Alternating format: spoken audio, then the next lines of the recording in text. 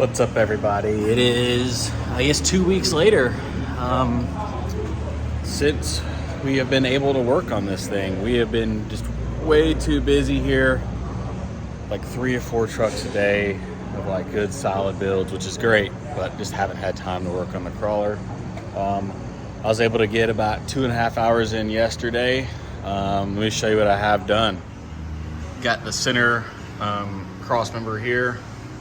So your rear link frame side mounts, got it fully welded up because everything worked out great like last video. Got the Barnes weld washers put in place, all the little gussets and everything, all the bridges that tie everything in. It's clamped in place right now.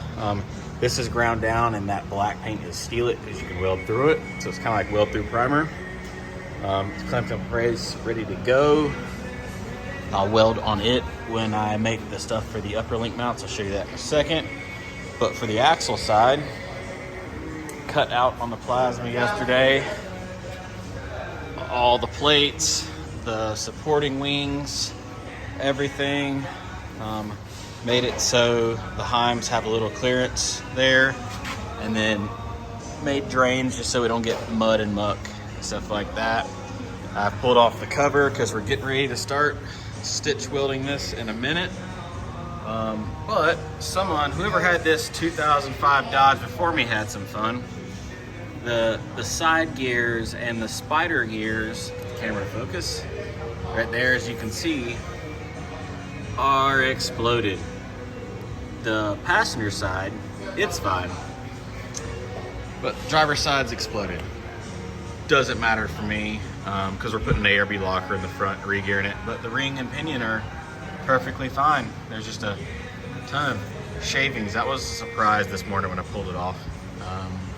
So yeah, but that right there is today's project, along with we've got to make the supporting gussets for the upper links here on both sides and weld those fully when we weld that in. And then I've got the links off. We'll start cutting some tube for the links to get the links made. Major rush to get this on the ground today and supported with just a bar going from the axle to the frame, because next week we have a Mercedes coming in and we need this lift because it's the 12,000 pound lift in the shop. The rest of them are 9s. It's the 12. It's also the highest lift in the shop because we have to put a tank under one. So let's get rolling on this thing today. Chad just pulled up. I got to look at his 4Runner. So another pause in action, and we'll get this rolling in a minute. All right, so that 4Runner is done. Now we have moved on to the Swag off-road press brake here. I've already bent one of the axle mount links up. So I bent 3 of these out of 18 gauge. 2 of them are welded on the axle for a temporary. So I've got the 3rd one here that's bent to the right degree. Pretty much bend it up so it's the degree. I've got a protractor, but I could measure angles and all that. But as long as I make them all the same, they should line up. So bent one, let's do the second one.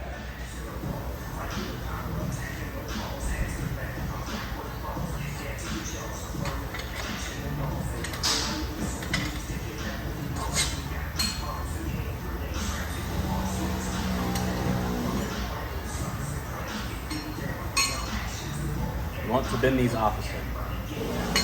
Make sure I don't mess this up. All right.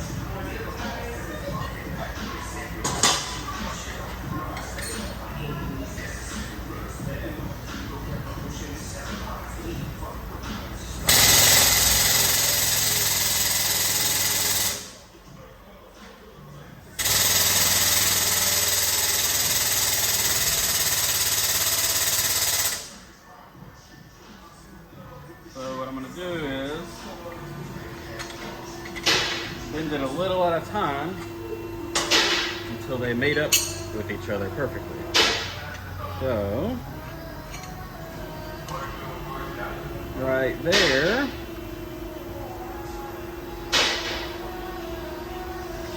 I think I got lucky with that.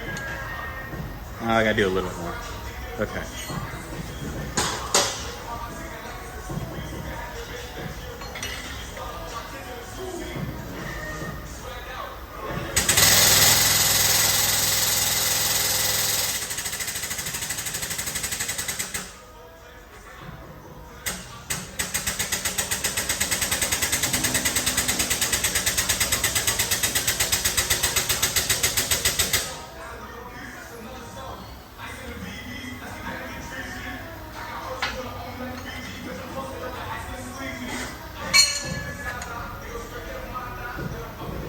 Yep. So those are bent perfect. So what we'll do is that was the second. We'll take the first one here and we'll use it as the other side. We'll use it for the template so they're all bent off the first one, because if you bend stuff off every one after that, it slightly gets worse. It's exactly like carpentry. If you cut a board and you need a bunch of boards, that one, you take that first board and you just keep cutting off it. So let me go get them. So now we have the inner ones for the axle. These are the ones that sit on the outside towards the knuckle. These are the ones that sit towards the diff pretty much. So start bending these. Hopefully fit in here.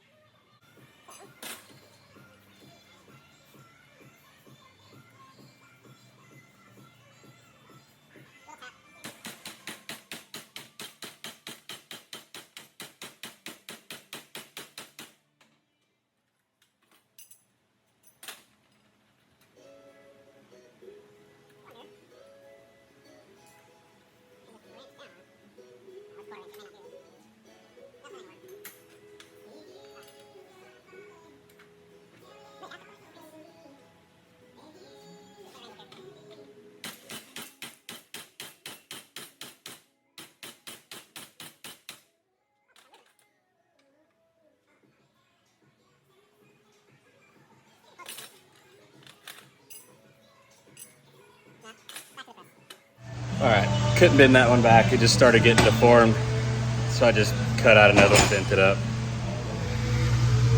Not worth it. Bye-bye. All right, next step, knocking these thin ones off. They kind of just get located where they go. It's about a 1/4 inch. Come on, camera. 1/4 inch up from that. And then as far as the rotation goes, I got a little Sharpie mark right there where it goes, but they really click in place. They only go in that specific spot. We'll run a heim and a bolt through them, tack them in place, really good. Leave the heim in, we'll make a bridge bar, tack it in place on the top and the bottom, take the heim out, weld them up, bolt through it, weld washers on the outside, and then the lower links will be done. So let's do that.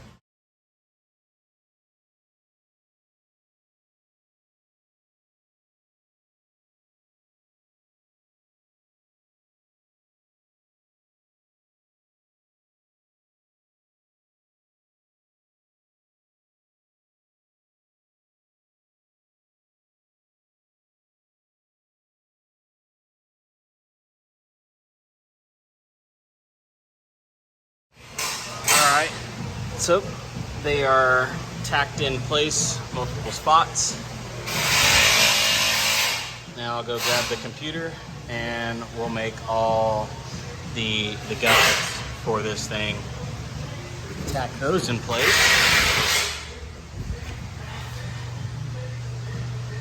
And then fully weld everything we can as it sits, including we'll stitch weld the truss, and then I'll take it off the jack stand, rotate it upside down, weld the bottom of the truss and everything we could get easily, and front axle should be done, minus the gearing and stuff.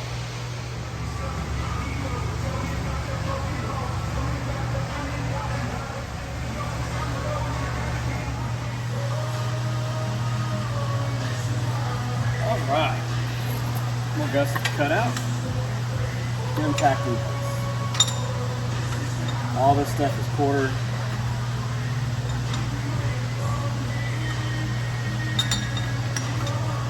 Oh, come on, fat finger gloves.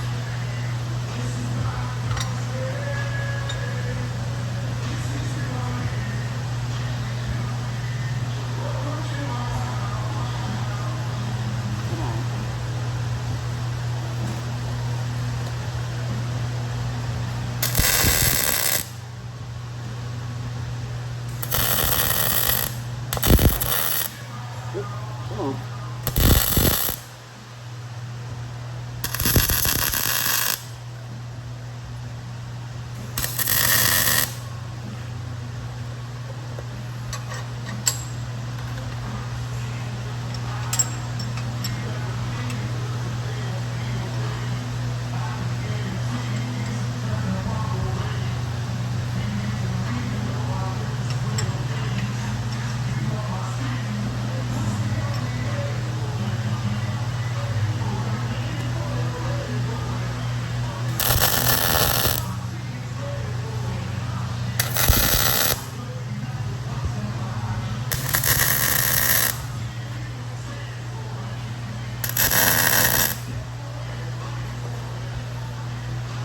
We got a decent little gap right there, but we can fill that. It's 1/4 inch.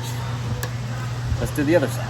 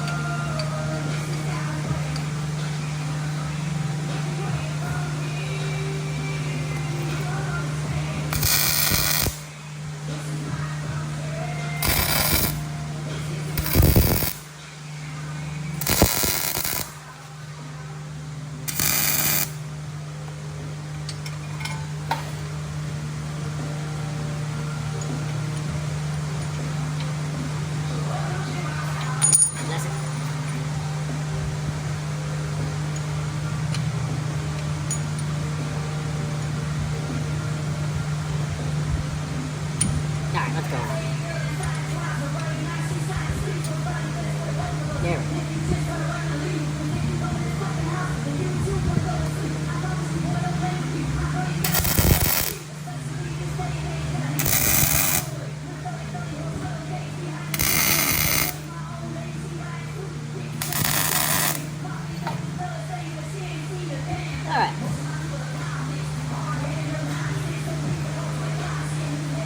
All right. Got everything off of it, got the Heims out.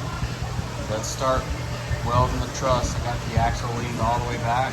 I've even got the little like hot rivet inserts things that hold the tubes in kind of ground down, because I've heard those are problems, so we'll weld those things up solid too, as well as the tube. So here we go. All right. Welder's asking for a break. She's screaming right now. I got it turned up to 1/4 inch, but I've been skipping around, welding stuff here and there. Weld like there, wait about a minute, weld there, Wait a minute. Weld over here. Weld up here. Slowly been just bouncing around. Gonna let this thing cool off for 5 to 10 minutes with a big fan blowing on it. And then we'll rotate it over the other side and start hitting some welds in the backside. All right, many hours later. Just noticed I forgot 2 there, so I gotta do those. But fully welded. There you go. Can't do that section right there. The gap is just a little too big. But front and back fully welded. Weld washers welded in. There you go. I think those link mounts should be sufficient. Fully boxed all the way around. Next step, start making the box ends for these. So I'll make a plate that sits all the way across the top. Comes over to the frame. Be nice and easy there. Boom. And then same kind of ordeal here. From there to there, we'll probably come out with a little triangle up like here. So that makes sense. So it's boxed. We'll fully weld these in. I'll make a little tab to close that half moon off. But one step closer. And then when we're tacking and welding that thing in, we'll get this thing welded in instead of clamped up here. Of course, I picked the hottest day this week to do this, which it sucks. But one step closer, the only welding I got, ooh, fogging up here. There we go. The only more welding I got to do on the front is when the hydro steer comes in, figuring that out. But getting the truss welded on, I think I'm 3.5 hours of welding because it's weld like 2 inches here, go to the other side, weld 2 inches, go to the middle. Flip it over, do the other side, wait 10 minutes, flip it back over, weld it again. Just moving around a bunch, not letting it get too hot, but not letting it cool down too rapidly, like where the cast will crack. Yeah, it sucks, but big project knocked off the list here. And I know someone's gonna comment, you should have taken it apart all the way, yada, yada, yada. We're replacing all the seals and stuff. I don't care if I melted them. I didn't really get it that hot anyways. So we're gonna rebuild the whole axle. So it is what it is. So let's start working on the frame side.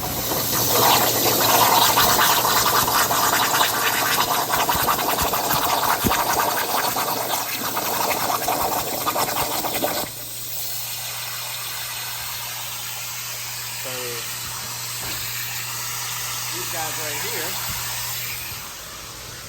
should fit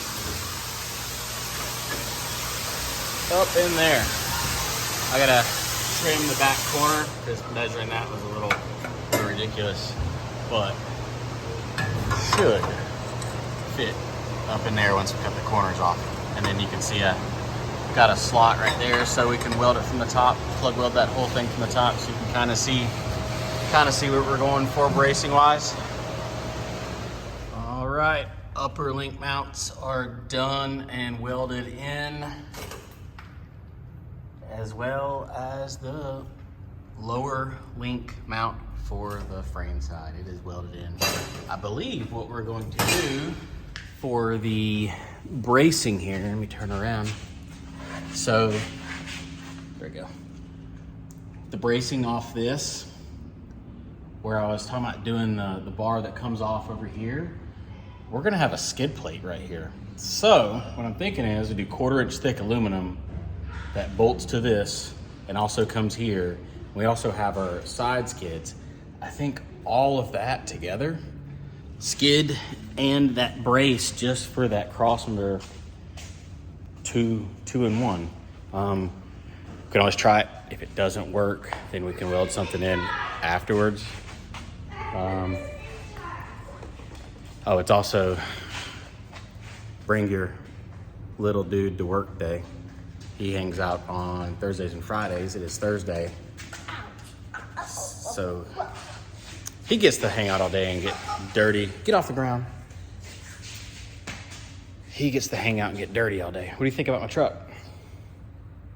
Is that big? You like it? Okay. Yeah, so we'll do the skid and the brace at the same time, make them 2-in-1. If it doesn't work, we'll add one later.